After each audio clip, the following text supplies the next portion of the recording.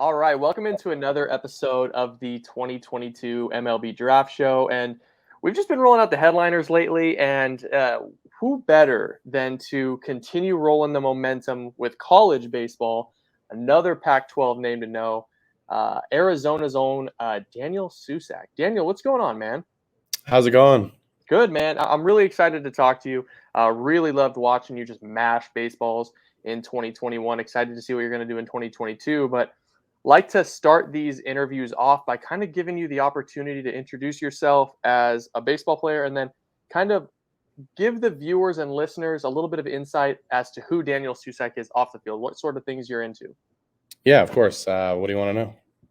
Anything and everything, man. Do you like to fish? Do you like to hunt? Tell me who Daniel Susac is off the field. So I am from Roseville, California. If you've been there, it's right next to Sacramento. Not much to do. If anything, you're golfing or going to the driving range. I loved bowling growing up. Picked up golf recently. Mainly pissed me off because I could never figure it out, so I had to figure it out. Besides that, I like ping pong. Just mainly hang with my friends. That's my favorite thing to do. Yeah, absolutely. I mean, I grew up playing baseball. I took up golf towards the end of my high school career, and correct me if I'm wrong, but being a baseball player yourself, you're probably hitting a big slice, aren't you?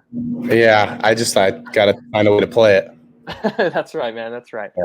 Well, how about who you are on the baseball field? Because you're a really interesting profile. Switch hitting catcher, 6'5", big power profile. Kind of tell me the origins of who you are as a baseball player and kind of how we got to this point. Yeah, I mean, catching is what I've done my whole life. Whenever I've been put at other places, it's not that I don't like them, but coming from catcher, you start to realize how slow the game can be at other positions. I've been stuck at third, first, outfield, especially outfield. You're like, you can go 8 innings without getting a ball. You start to realize how slow baseball can really be. And I just really enjoy catcher because you get to kind of be the field general.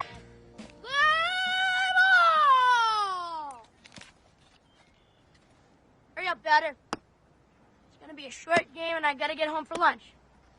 I feel like you're more incorporated than any other position on both sides of the ball. Pitchers obviously don't get to hit unless National League. And then every other infielder doesn't really get the ball every play like you do, which I really like. And another thing it does for me is after a bad at-bat, I can't focus on it at catcher because the next pitch is coming and every pitch, where outfield you can focus on it for a couple innings and now you're dwelling on that at-bat and you can't forget about it. Where a catcher, immediately you have to transition into defense and getting the most out of your pitcher. That's a good answer. I love hearing the passion about, catching in the defensive part of the game. So it kind of begs the question, what is the most difficult part of catching for you? Because I know at the college level, sometimes you call your own game, sometimes you don't. You got to get to learn new pitchers. It seems on a weekly basis. Is there something that's kind of proven to be more difficult for you than you kind of expected going to Tucson? Yeah, I mean, for me, it's not difficult, but the part you need to emphasize the most is keeping your pitcher in the game at all times. If it's 12-0, you got to make him think it's 0-0 if you're winning 12-0. Or if you're losing, it's to keep it as just minimize damage. And for me, the most important part of catching has nothing to do with on the field. To me, it's off the field, building those relationships, building that trust, just finding common ground with every pitcher to the point where they can trust you with everything. Let's talk about the bat because, you might not know this. I might be kind of springing this info on you kind of not knowing. Henry Davis last year, #1 overall pick, revered for his bat, good defensive catcher as well. You've actually got louder exit velo data and batted ball data than Henry in almost every category. So I got to ask, what do you take more pride in? Is the bat louder? Are the defensive tools louder? How would you describe your profile, your archetype? Yeah, it's very even for me. I don't think as a catcher you can really prioritize either. Obviously, you want to hit, and obviously you want to play defense. The most important thing to me, I think, is the staff and getting the most out of them every day. But then for hitting-wise, I think it's just doing your job in that case scenario. And for me, every time at the plate, it's to try and hit a ball off the batter's eye. Kind of keeps me centered, hitting everything back where it came from. So that's my big focus. Absolutely.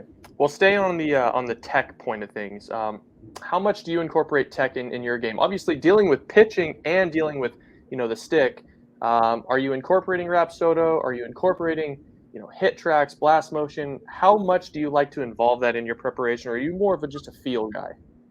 I'm a little bit of both. I'd say I lean more towards feel. Um, my whole life, I've had people help me with my swing, but I feel like nobody corrects my swing better than myself. And I think that's just being self-aware of how my body works and knowing when it's not right. Sometimes people will say, oh, well, you're hitting it well, or the results are well, but I know within myself that I don't feel right. There's points of the season, obviously, like that. And the biggest part of that is just minimizing how long that is, whether it's one at bat, one pitch, just finding out what the problem is and addressing it as it is. And for analytics, I like one to me, I just honestly, the only one I really focus about is exit velo. Kind of gives me immediate feedback if my numbers are down. What I like now is during our scrimmages on our scoreboard, pitcher velo and spin rate is told to us after every pitch, same with exit velo, so you can kind of see how you did. But for me, I'm more of a feel guy. Kind of play the game the old way where just all mindset, just get it done and do it right. Love it, man. Well, let's talk about your swing because 6'5" switch hitter. I'm sure your swing has been something that you grappled with, all the way going back to your junior high days.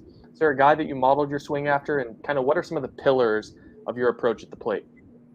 Yeah, so I mean, obviously, if you watch an MLB lineup, you'll probably see 9 different swings every day. Yeah. And so I haven't really tried to emulate anyone's swing because I don't feel like any two swings are the same. Obviously, everybody has similar patterns and similar paths and approaches to hitting. But my sophomore year of high school, I started a new type of swing. I got a little bit bigger leg kick, kind of a hip turn. My brother and Max Stassi from the Angels, who was currently with Astros at the time, they kind of learned the new hip hinge, getting the most out of your hips. And I started to do it, and I really liked it. I think when I got to college, I started to rush it a little bit in the fall. So kind of refining that, getting a little bit wider, getting set earlier, getting the foot down earlier to see the ball longer was a big thing for me. And the whole adjustability thing was really what I focused most on in my swing because you're not always going to get your perfect swing. So kind of getting the most out of your B swing as well. So moving forward, kind of what are some of the pillars that you're looking to improve upon offensively as we move into 2022? For me, the biggest thing I want to do is if it's not my pitch or somebody's not giving in, to just be patient, wait till the next at bat. I think something I did my freshman year, it worked sometimes, chasing out of the zone. I still got hits off of it. But I think a couple of the times there were times where I could have walked and helped our team in that situation, and I tried to do too much in that current situation. So kind of taking what the pitcher will give me, kind of as Juan Soto said, if they want to play, they can play. If not, I'll wait till the next at bat. I love that. I love your swing. I like you said, it's different on every occasion, but it seems like you have a good foundation on what you're trying to achieve at the plate. What about defensively? What about behind the dish? What sorts of things are you looking to improve upon moving into this next year? Yeah, so we've been working really hard all fall. Me and our new coach, Toby DeMello, getting lower in my stance, especially when blocking. A lot of times last year I was getting set up late, kind of bouncing around, moving my eyes a lot. So it was kind of harder to block because my eyes are moving a lot. So it's harder to perceive when that ball is low. So getting set up a little bit earlier in a lower stance, more athletic stance, and getting the most out of the pitcher on every single pitch. I have to ask just because it kind of feels necessary, but it seems like you're hell-bent on staying behind the plate. At 6'5", I mean, you kind of look at Matt Wieters, you kind of look at some other guys. I think Joe Mauer was 6'4", 6'5". There's not a ton of guys that are your size behind the plate. How important is it for you to stay behind the plate? Or I know that you said that the game moves a little bit slower at third base, first base, and in the outfield. Yeah. Moving forward into your pro career, how important is it for you to stay behind the plate? It's mainly everything to me. It's something I've done growing up, and it almost ties into my football background as well. Being a quarterback is similar to being a catcher, kind of leader of the team, which is a huge part to me. For me, I'm not a big talker. I'm more of a doer, and I feel like catcher gives me the opportunity to do that. No matter what the outcome is, you can always give your most effort, and I feel like catcher gives me the biggest platform to help the rest of the team impact with leadership. Love it, man. Well, let's talk Arizona because you guys were juiced last year, absolutely loaded.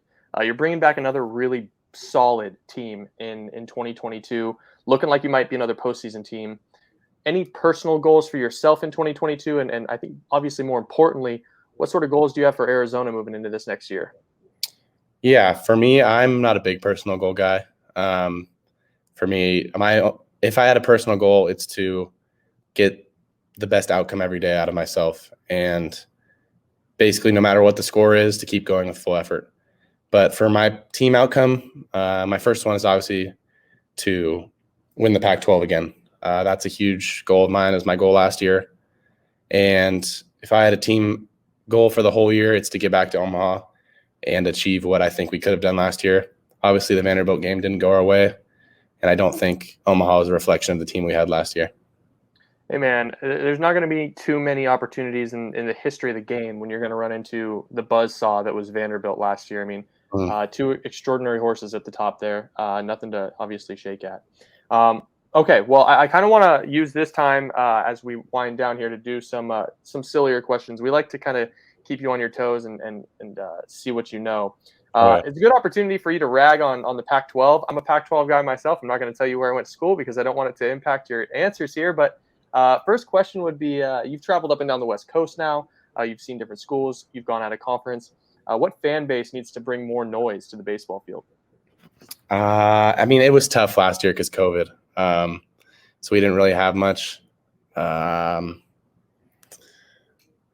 would say Wazoo, but I know that's your alma mater. You're a dog, man. But I would probably say ASU, just because I feel like their chatter last year just helped us. They kept talking about Nick McCleary being short, and it just fired him up. And he had like 4 doubles in a row. Yeah. They kept short stack and Happy Meal, and he was just feeding off of it. That's not one of the guys you want to get on. He just motivates more. Love it. All right, man. Here's another question for you. Who's the most underrated player on the University of Arizona roster? And then kind of the second part of that is, who's the most underrated player in the Pac-12 that not enough people are talking about? Yeah, for me on our team, again, I'd go Nick McCleary. You don't see a lot of 9-hole hitters hitting 350 and only making 5 errors a year at shortstop. And the guy's just a grinder, shorter guy, but carries himself like he's 6'5", and which I love out of him. And he's definitely the leader of our infield. How about the Pac-12? Who's an at bat that you had last year that kind of blew you away, but maybe people weren't talking about that arm as much? As a pitcher? Yeah. I gotta think. Cooper Jerpy. That was a tough second guy in a row. Second guy in a row to say Cooper. Dylan Beaver said the exact same guy. I think I got a hit off him, but it was not a comfortable hit. He's a tough at bat, especially from that arm angle. We actually have a pitcher just like him this year named Holden Christian, transferred from LMU, where they really step across their body and they throw from that awkward arm angle. Yeah. And what's crazy about him is he has so much run on his fastball that you'll think it's inside and then it'll just tail right back in the middle. So I think that's definitely an underrated guy. Yeah, he's going to be a guy to watch. I've heard that he's been up to 97 this year and he's sitting more 90, 94. So buckle up, I guess. Yeah. All right, last question for you, man. And this is kind of the hallmark of our show. Anything that you want to say? What's the dumbest fact that you know about anything in the world that not a lot of people know? Oh, man. But I know. I got to think about this one. Fact or opinion? I mean, I'll give you opinion. That would be fun. I'll say opinion first just because I see it all over with the advanced stat people saying Salvador Perez is not a top 10 catcher. I didn't like that just because I see that everywhere and had a historic season, and I feel like he's somehow underrated for hitting 48 homers. Daniel, thank you so much for joining us, man. I expect big things from you in 2022. I think you've got a huge year ahead. I think Arizona has a huge year ahead on the baseball diamond.